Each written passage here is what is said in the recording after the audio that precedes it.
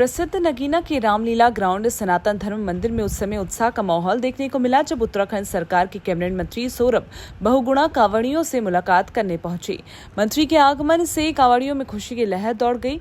नगीना मंदिर पहुंचकर कैबिनेट मंत्री सौरभ बहुगुणा ने भगवान भोलेनाथ के दर्शन किए और कांवड़ यात्रा पर निकले श्रद्धालुओं से मुलाकात कर उनका हालचाल जाना।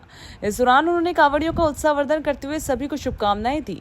सौरभ बहुगुणा ने कहा कि भगवान भोलेनाथ से प्रार्थना करता हूं कि हर एक कांवड़ियों की मनोकामना पूर्ण हो, सभी के दुख दूर हो और बाबा भोलेनाथ का आशीर्वाद सभी श्रद्धालुओं पर सदैव बना रहे। कार्यक्रम के दौरान कैबिनेट मंत्री ने पूर्व नगरपालिका अध्यक्ष हरीश दुबे से भी मुलाकात की और क्षेत्र के लोगों से संवाद किया। जितने भी हमारे भोले भाई बहन, मैं सबको बहुत बहुत बधाई देता हूँ कि जो उनका जज्बा है, जो उनकी श्रद्धा है, जो उनकी आस्था है भगवान शिव के प्रति, वो कहीं ना कहीं एक बहुत ही सराहनीय काम कर रहे हैं। लगातार सितारगंज से जो है हमारे लोग जो है वो जल लेकर और अभिषेक करने का 11 तारीख को करेंगे भगवान शिव के ऊपर, और मैं सबको बधाई देता हूँ। भगवान शिव से प्रार्थना यही करूँगा कि जितने भी हमारे भोले भाई गए हैं सितारगंज से और पूरे उत्तराखंड से जो गए हैं, उनका ध्यान रखें, उनके जीवन में सुख समृद्धि शांति हो और प्रदेश जो है वो तरक्की के और विकास के रास्ते पर आगे बढ़े।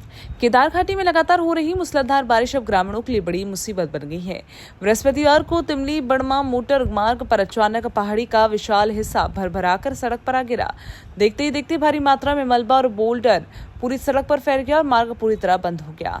इसके साथ ही करीब 80 गांवों का संपर्क प्रभावित हो गया। मार्ग बंद होने से ग्रामीणों के सामने आवाजाही, स्वास्थ्य सेवा, शिक्षा और दैनिक जरूरतों का संकट खड़ा हो गया। सबसे गंभीर बात यह है कि जिस स्थान पर ये भूस्खलन हुआ, ये वर्ष 2013 की आपदा के बाद से लगातार संवेदनशील बना हुआ है। मलबे को पूरे 2 जेसीबी लग के हटा दिया गया था।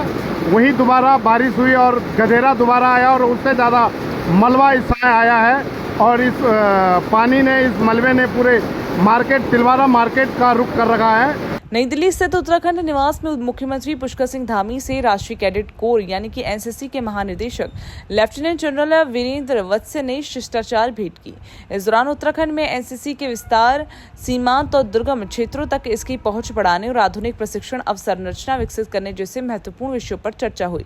महानिदेशक ने राज्य में नई एनसीसी इकाइयों के गठन, प्रशिक्षण सुविधाओं के सुदृढ़ीकरण और प्रस्तावित एनसीसी अकेडमी की रूपरेखा से मुख्यमंत्री को अवगत कराया। मुख्यमंत्री ने कहा कि राज्य सरकार युवाओं में राष्ट्रभक्ति, अनुशासन, नेतृत्व क्षमता और सेवा भाव को बढ़ावा देने के लिए प्रतिबद्ध है। उन्होंने एनसीसी के विस्तार और आधारभूत संरचना विकास से जुड़ी सभी पहलों और को राज्य सरकार की ओर से पूरा सहयोग देने का भरोसा दिलाया। उत्तराखंड के मुख्य निर्वाचन अधिकारी BVRC पुरुषोत्तम ने प्रेस कॉन्फ्रेंस कर राज्य में मतदाता सूची के विशेष पुनरीक्षण अभियान और मतदाता सूची सुधार कार्य की समीक्षा पेश की।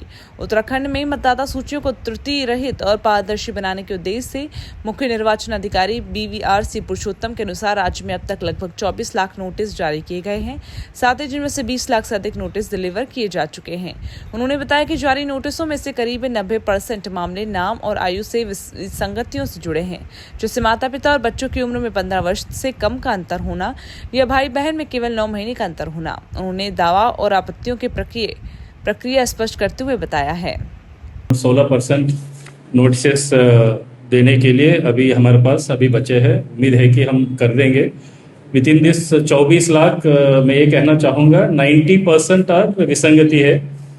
नेम के एनोमली, खुद का नेम के एनोमली 2025 की वोटर लिस्ट में, 2003 की वोटर लिस्ट में, और पेरेंट्स के नाम के एनोमली, फादर और चिल्ड्रन के बीच में एज गैप 15 ईयर्स से कम एज है और भाई बहनों के बीच में 9 महीने की एज गैप है। सो इस टाइप की एनोमली से वो लगभग इसमें मैक्सिमम 90% वही है। इसमें कांग्रेस के राष्ट्रीय अध्यक्ष मल्लिकार्जुन खड़गे की हल्द्वानी में आगामी 8 अगस्त को होने वाली रैली की तैयारी में अब पूरी पार्टी जुट गई है। नेता प्रतिपक्ष यशपाल आर्य ने आज कार्यक्रम स्थल रामलीला ग्राउंड पहुंचकर तैयारियों का जायजा लिया। इस दौरान उनके साथ हल्द्वानी विधायक सुमित हृदयेश सहित पार्टी के कई पदाधिकारी भी मौजूद रहे। यशपाल आर्य ने कहा कि कांग्रेस अध्यक्ष मल्लिकार्जुन खड़गे की रैली ऐतिहासिक होने जा रही है और वे हल्द्वानी से ही उत्तराखंड के विधानसभा चुनाव का शंखनाद करेंगे।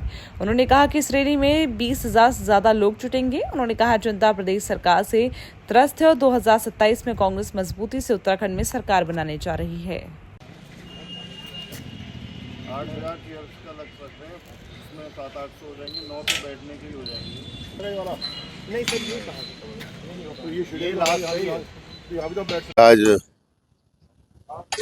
ये जो रामला मैदान है, यहाँ पर एक रैली 8 अगस्त को आदरणीय कांग्रेस अध्यक्ष मल्लिकार्जुन खड़गे जी की रैली होने जा रही है और आज से इसमें जो हमारा जो जर्मन हैंगर है उसको लगाया जा रहा है।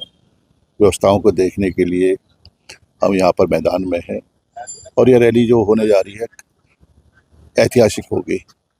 हमारे कांग्रेस के कार्यकर्ताओं में जोश भी है, स्फूर्ति भी है, उत्साह भी है और सभी हमारे साथी सहयोगी, हमारे माननीय विधायकगण, पूर्व विधायकगण और हमारे कांग्रेस के वरिष्ठ नेता, सभी हमारे संगठन के जो हमारे प्रमुख लोग हैं, जिला इकाई के अध्यक्ष, महानगर इकाई के अध्यक्ष, उधम सिंह नगर हो या जयंताल हल्द्वानी हो, सब ने कमर कस रखी है और जो फीडबैक मिल रहा है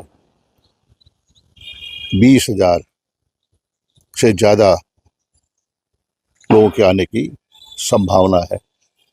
मैदान ज़रूर छोटा है लेकिन हमने पूरी व्यवस्थाएं कर रखी हैं और हमारी कोशिश है कि रैली में सभी लोगों को रैली में जो हमारी 10,000 हम चेयर लगाने जा रहे हैं, पीछे तक हमारा जर्मन हैंगर लग रहा है, सारी व्यवस्थाएं चाक चौबंद हो चुकी हैं और एक ऐतिहासिक रैली होगी। और यहीं से जो हमारे अखिल भारतीय कांग्रेस कमेटी के अध्यक्ष हैं आदरणीय खड़गे जी, जिनका एक लंबा राजनीतिक जीवन है और जिन्होंने ब्लॉक इकाई के अध्यक्ष के रूप में काम किया है शुरुआती दौर में, कई बार सांसद रहे हैं, केंद्रीय मंत्री रहे हैं और नेता प्रतिपक्ष राज्यसभा हैं। उनका आगमन निश्चित रूप से उत्तराखंड में इस ऐतिहासिक स्थल में होने जा रहा है। ये ऐतिहासिक स्थल भी है।